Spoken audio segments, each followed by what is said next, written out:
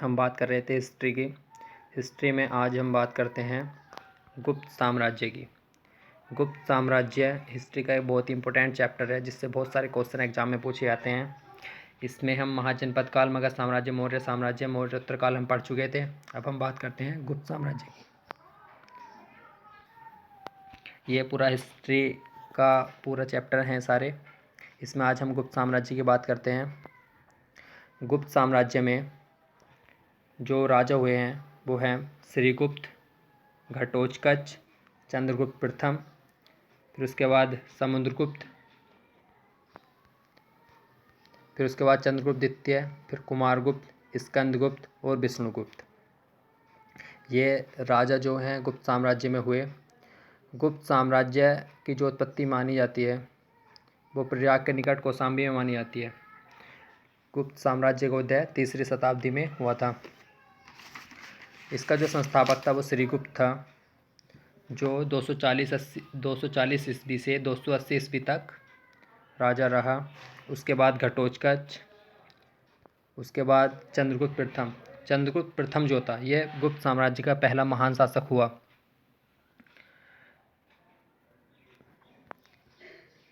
चंद्रगुप्त जो था 320 ईस्वी में गद्दी पर बैठा था। इसने महाराजा धीराज की उपाधि धारण की और इसने जो विवाह किया था वो लिच्छवी राजकुमारी से किया था। गुप्त संवत जो इसने चलाया चंद्रगुप्त प्रथम ने 319-20 ईस्वी में गुप्त संवत चलाया। उसके बाद हम बात करते हैं अगले राजा की, समुद्रगुप्त। चंद्रगुप्त प्रथम के बाद जो अगला राजा हुआ वो हुआ समुद्रगुप्त। समुद्रगुप्त के बारे में हम पढ़ते हैं। समुद्रगुप्त जो था 335 ईस्वी से 380 तक राजा रहा। उसे आर्यावर्त के 9, दक्षिण के 12 शासकों को पराजित करने पर भारत का नेपोलियन कहा गया था। भारत का नेपोलियन कौन था? समुद्रगुप्त। सिक्कों से संगीत प्रेमी, इसके जो सिक्के थे उनसे यह स्पष्ट हुआ है कि यह संगीत प्रेमी था। इस पर बीड़ा बजाते हुए जो मूर्तियाँ सिक्कों पर इसकी दिखाई गई हैं। श्रीलंका शासक मेघवर्मन ने बौद्ध मंदिर बनाने की अनुमति समुद्रगुप्त से मांगी थी। जो श्रीलंका का शासक था मेघवर्मन, उनने बौद्ध मंदिर बनाने की अनुमति मांगी थी। और जो दरबारी कवि हरिसेन था उसके इलाहाबाद प्रशस्ति लेख से इसकी जानकारी मिलती है, बहुत इंपॉर्टेंट है। जो हरिसेन किसका दरबारी कवि था? समुद्रगुप्त का। और जो इलाहाबाद प्रशस्ति लेख है वो किसका था? हरिसेन का। उससे ही समुद्रगुप्त के बारे में जानकारी मिलती है। यह विष्णु का उपासक था। अश्वमेध कर्ता उपाधि इसने धारण की थी। विक्रमांक कविराज की उपाधि भी इसने धारण की थी। समुद्रगुप्त के बाद अगला राजा हुआ चंद्रगुप्त द्वितीय। चंद्रगुप्त द्वितीय हुआ जो 380 ईस्वी से 414 ईस्वी तक रहा। इसकी शादी जो हुई थी, इस पुत्री जो थी विवाह बाकटक नरेश, चंद्रगुप्त द्वितीय की जो पुत्री थी उसका विवाह हुआ था बाकटक नरेश रुद्रसेन से। इसकी दूसरी राजधानी उज्जैन थी। इसने देवगुप्त, देवराज, देवश्री, विक्रमांक, विक्रमादित्य पर भागत थी, ये जो उपाधि थी इसने धारण की थी। और जो इसकी विक्रमादित्य की उपाधि थी सबसे प्रसिद्ध थी। 14 राजाओं ने विक्रमादित्य की उपाधि धारण की, उसमें इसकी जो विक्रमादित्य की उपाधि थी वो सबसे प्रसिद्ध थी। बहुत इंपॉर्टेंट क्वेश्चन, चीनी यात्री फाहियान किसके शासनकाल में भारत आया था? चंद्रगुप्त द्वितीय के शासनकाल में भारत आया था। एक इंपॉर्टेंट क्वेश्चन यह है कि शकों पर विजय के उपलक्ष्य में चांदी के सिक्के चंद्रगुप्त द्वितीय ने चलवाए थे। इन दोनों इंपॉर्टेंट क्वेश्चन हैं। एक इंपॉर्टेंट क्वेश्चन ये भी था दरबारी कवि हरिसेन वाला। अब बात करते हैं चंद्रगुप्त द्वितीय के बाद आया कुमारगुप्त। कुमारगुप्त जो सिक्के थे उनसे पता चला इसने अश्वमेध यज्ञ किया था। ह्वेन-त्सांग के अनुसार नालंदा बौद्ध विहार का निर्माण शक्रादित्य ने कराया था। नालंदा विश्वविद्यालय की स्थापना कुमारगुप्त ने की, बहुत इंपॉर्टेंट क्वेश्चन है। महेंद्र द्वितीय, अश्वमेध महेंद्र की उपाधि जो थी वो कुमारगुप्त ने धारण की थी। कुमारगुप्त के बाद आया स्कंदगुप्त। स्कंदगुप्त के समय हुड़ों का आक्रमण, बहुत इंपॉर्टेंट है। हुड़ों का आक्रमण किसके समय हुआ था? स्कंदगुप्त के समय। सुदर्शन झील का पुनर्निर्माण कराया इसने। सुदर्शन झील का काम गवर्नर पुत्र चक्रपालित को उसमें सुदर्शन झील के किनारे विष्णु मंदिर सुदर्शन झील का काम जो था वो गवर्नर पुत्र चक्रपालित को दिया था। उसने सुदर्शन झील के किनारे विष्णु मंदिर का निर्माण कराया। और सक्रापम देवराय श्री प्रक्षिप्त वृक्ष की जो उपाधि थी इसने धारण की। और भीतरी स्तंभ लेख जो था वो स्कंदगुप्त से संबंधित है। अंतिम शासक जो था वो विष्णुगुप्त था। अंतिम शासक जो था वो था विष्णुगुप्त। गुप्त वंश का अंतिम शासक था विष्णुगुप्त। एक बार और फिर से रिवाइज कर लेते हैं।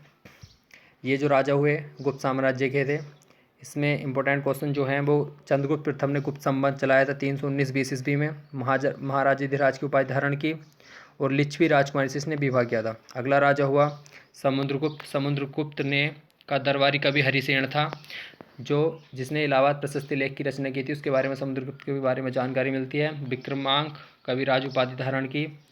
और जो था इसे भारत का नेपोलियन कहा जाता था। बहुत इंपॉर्टेंट क्वेश्चन है, भारत का नेपोलियन किसे कहा जाता था? समुद्रगुप्त को, क्योंकि इसने जो आर्यावर्त के 9 और दक्षिणावर्त के 12 राजाओं को पराजित किया था समुद्रगुप्त ने।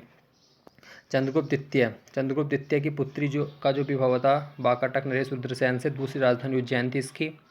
और ये दोनों इंपॉर्टेंट क्वेश्चन है। चीनी यात्री फाहियान भारत आया था चंद्रगुप्त द्वितीय के शासनकाल में। और चांदी के जो सिक्के चलवाए थे चंद्रगुप्त द्वितीय ने वो शकों के विजय के उपलक्ष्य में चलवाए थे। बहुत इंपॉर्टेंट है। अब बात करते हैं हम नालंदा विश्वविद्यालय की स्थापना कुमारगुप्त ने की है। सिक्कों से पता चलता है कि इसने अश्वमेध यज्ञ कराया था। और अंतिम जो गुप्त शासक था वो था विष्णुगुप्त। अब बात करते हैं हम नालंदा विश्वविद्यालय ऑक्सफोर्ड द्वारा महायान बौद्ध कहा गया। नालंदा विश्वविद्यालय को ऑक्सफोर्ड ऑफ महायान बौद्ध कहा गया है। हुड़ों का जो महत्वपूर्ण शासक था, हुड़ों का जो आक्रमण हुआ वो स्कंदगुप्त के शासनकाल में हुआ था। महत्वपूर्ण शासक तोरमार था और उसका पुत्र मिहिरकुल। प्रजाक प्रशस्ति में समुद्रगुप्त को पृथ्वी पर शासन करने वाला इस पर प्रतिनिधि कहा गया है। प्रजाक प्रशस्ति जो लेख था हरिसेन का, उसमें समुद्रगुप्त के बारे में जानकारी मिलती है हमें। और उसमें पृथ्वी पर शासन करने वाला इस पर प्रतिनिधि कहा गया है इसको। तो ये थे राजा गुप्त काल के। अब हम इसके प्रशासन के बारे में बात कर लेते हैं। तो जो गुप्त काल में सबसे बड़ी प्रादेशिक इकाई हुआ करती थी वो थी देश।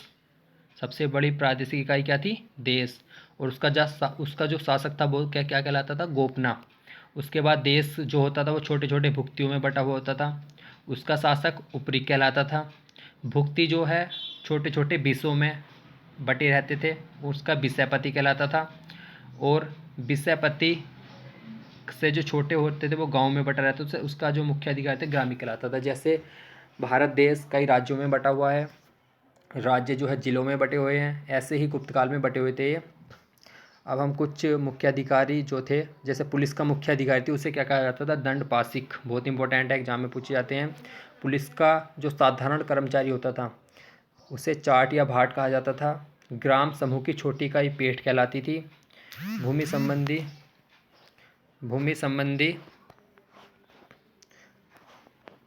आधिकारिक क्रियाकलाप दामोदर ताम्रपत्र। भूमि संबंधी जो आधिकारिक क्रियाकलाप होता था वो दामोदर ताम्रपत्र था, कुमारगुप्त द्वारा चलाए गए थे। भूमि संबंधी जो आधिकारिक क्रियाकलाप हुआ करते थे वो दामोदर ताम्रपत्र पर हुआ करते थे और वो कुमारगुप्त ने चलाए थे। भू राजस्व की जो दर थी गुप्त काल में वो 1/4 एवं 1/6 थी। अब हम कुछ भूमि के बारे में बात कर लेते हैं। क्षेत्र जो होती थी वो कृषि योग्य जो भूमि थी उसे हम क्षेत्र कहते थे। बास मतलब रहने योग्य जो भूमि थी उसे हम वास्तु कहते थे। पशुओं के चारे की जो भूमि होती थी उसे चरागाह भूमि कहते थे। जो भूमि जोतने योग्य नहीं होती थी, मतलब जो बंजर पड़ी रहती थी ऐसी, उसे हम सिल कहा करते हैं। और जो जंगली होती थी, जहाँ पे जंगली जानवर रहते थे, उसे अपृहत कहते थे। ये कुछ भूमियाँ इंपॉर्टेंट है, एग्जाम में कोई सी पूछ ली जाती है कि कृषि योग्य भूमि क्षेत्र, रहने योग्य वास्तु, पशुओं के चरागाह भूमि चरागाह हो गई, सिल जो जोतने योग्य नहीं होती थी, और अपृहत जो जंगली जानवर जहाँ रहते थे। सिंचाई के लिए रहट या घंटी यंत्र का यूज होता था गुप्त काल में। श्रेणी के प्रधान को ज्येष्ठक कहा जाता था। गुप्त काल में जो महत्वपूर्ण व्यापारिक केंद्र था, बहुत इंपॉर्टेंट है, उज्जैन। यह चंद्रगुप्त द्वितीय की दूसरी राजधानी में थी। सर्वाधिक स्वर्ण मुद्राएं जारी की थी। दिनार, मतलब सोने की मुद्रा जो थी उन्हें दिनार कहा जाता था और चांदी की मुद्राओं को क्या कहा जाता था, रुपए का। बहुत इंपॉर्टेंट क्वेश्चन है ये भी कि गुप्त काल में सोने की मुद्रा जो थी उसे दिनार कहा जाता था और जो चांदी की मुद्रा होती थी उसे रुपए का कहा जाता था। सती होने का प्रमाण मिला है ऐरण अभिलेख से, जो अभिलेख था भानुगुप्त का। जो वैश्यावृत्ति महिलाएं हुआ करती थी उन्हें गणिका कहा जाता था, कुटनी। गुप्त सम्राट वैष्णव धर्म के अनुयायी थे ये गुप्त सम्राट जो थे। गुप्तों का राज चिन्ह गरुण था। गुप्तों का राज चिन्ह जो था गरुण था। विष्णु वाहन थे। सबसे महत्वपूर्ण उद्योग जो था गुप्त काल में वो वस्त्र उद्योग था। अब हम बात करते हैं आय व्यय लेखन का जो कार्य करता था उसे क्या कहा जाता था, कायस्थ कहा जाता था। आय व्यय जो लेखन लेखा जोखा कार्य करता था, कायस्थ। गुप्त काल में ही वैष्णव एवं शैव धर्म में समन्वय स्थापित हुआ, मतलब मेल जोल स्थापित हुआ वैष्णव और शैव धर्म में। जो विष्णु को मानने वाले थे वैष्णव और जो शिव को मानने वाले थे शैव धर्म, उन दोनों में जो समन्वय स्थापित हुआ वो गुप्त काल में ही हुआ था। गुप्त काल में वैष्णव धर्म अवशेष वो 10 अवतार मंदिर जो है देवलगढ़ में, जिला ललितपुर, बेतवा नदी के किनारे, ये वैष्णव धर्म के ही अवशेष हैं। घोड़ों का आयात कहाँ से होता था गुप्त काल में? घोड़ों को बैक्टीरिया से मंगाया जाता था। घोड़े जो आते थे भारत में उससे बैक्टीरिया से मंगाया जाता था। अजंता की गुफाएं बौद्ध धर्म की महायान शाखा से संबंधित है। अजंता की जो गुफाएं हैं, अजंता में गुफा 17 जो है वो चित्रशाला में बुद्ध के जीवन के चित्र को दर्शाती है। अजंता की जो गुफाएं हैं वो बौद्ध धर्म की कौन सी शाखा से है? महायान शाखा से संबंधित है। और जो चित्रशाला में बुद्ध के जीवन के चित्र वो है गुफा 17 में। अजंता में जो गुफा 17 है। गुप्तकालीन जो बाघ गुफाएं कहाँ हैं? बाघ गुफाएं कहाँ हैं? वो है मध्य प्रदेश के धार में, विद्यापत को काट कर बनाई गई हैं। गुप्तकालीन महान गणितज्ञ कौन थे? आर्यभट्ट थे। पुराणों की रचना गुप्त काल में ही मानी जाती है। चांदी के सिक्के को हम रुपये का कहा जाता है और सोने के सिक्कों को दिनार। अब क्वेश्चन कई बार पूछा जा चुका है। चांदी के सिक्कों को रुपये का और सोने के सिक्कों को हम दिनार कहते हैं। पृथ्वी सूर्य के चारों ओर घूमती है, यह आर्यभट्ट ने सर्वप्रथम बताया था। मंदिर बनाने की कला गुप्त काल में ही शुरू हुई और त्रिमूर्ति अवधारणा। गुप्त काल को भारतीय इतिहास का स्वर्ण युग कहा जाता है। बहुत इंपॉर्टेंट क्वेश्चन है। गुप्त काल को भारतीय इतिहास का स्वर्ण युग कहा जाता है। गुप्त काल में जो रचनाएं हुई हैं बहुत इंपॉर्टेंट है। पूछा जाता है कि पंचतंत्र किसकी है? विष्णु शर्मा की है। कालिदास की कुछ रचनाएं हैं, मालविघ्नामित्र, विक्रमोर्वशीय, मेघदूत, अभिज्ञान शाकुंतलम, कुमार संभव, ऋतुसंहार, रघुवंश महाकाव्य कालिदास की है। मुद्रा राक्षस और देवी चंद्रगुप्तम ये विशाखा दत्त की है। स्वपन बासवत्तम, चारुदत्तम ये भास की है। अमरकोश जो है वो अमर सिंह की है। अब बात करते हैं भारवी। किरातुर्जन्य भारवी की है। रावण वध है वत्स भट्टी की। व्रत संहिता पंच सिद्धांतिका बारामिहिर की है। सूर्य सिद्धांत आर्यभट्ट की है। ब्रह्म सिद्धांत ब्रह्मगुप्त की है। हर्षचरित पाणवत की है। और शल्य शास्त्र जो है धन्वंतरि की है, चिकित्सा की। कुछ अभिलेख है, ये किससे रिलेटेड है इनके बारे में पढ़ते हैं। प्रयाग प्रशस्ति लेख समुद्रगुप्त से है जो हरिसेन का था। बिलसट स्तंभ लेख जो है वो कुमारगुप्त का है। भित्री स्तंभ लेख स्कंदगुप्त का है। तो ये कुछ मोस्ट इंपॉर्टेंट बुक्स और थी और अभिलेख। इसमें पंचतंत्र बहुत इंपॉर्टेंट है। कालिदास की कोई सी बुक पूछ ली जाती है। मुद्रा राक्षस किसके? विशाखा दत्त के, बहुत इंपॉर्टेंट है। और उसके बाद जो है हर्षचरित किसकी है? ये बाणभट्ट की है, बहुत इंपॉर्टेंट पुस्तक है, ये भी कई बार पूछी जा चुकी है। अब हम बात करते हैं चंद्रगुप्त द्वितीय के जो दरबार में कुछ वो रहते थे, कालिदास, अमर सिंह, धनतोरी, छड़पक, बारामिहिर, बहुरुचि, नवरत्न कहते हैं हम इन्हें। बरूची, घटपर्रख, शंकु, बेताल, भट्ट ये चंद्रगुप्त द्वितीय के शासनकाल में रहते थे। अब हम उपाधियों के बारे में बात कर लेते हैं। एक जगह लिखी हुई है। श्रीगुप्त ने आदिराज महाराज, घटोत्कच ने महाराज की, चंद्रगुप्त प्रथम ने महाराजाधिराज, समुद्रगुप्त ने पराक्रमांकी, चंद्रगुप्त द्वितीय ने विक्रमादित्य विक्रमांकी। ये सबसे प्रसिद्ध उपाधि है विक्रमादित्य की, चंद्रगुप्त द्वितीय की। कुमारगुप्त ने महेंद्रादित्य, शकादित्य और स्कंदगुप्त ने क्रमादित्य की उपाधि धारण की थी।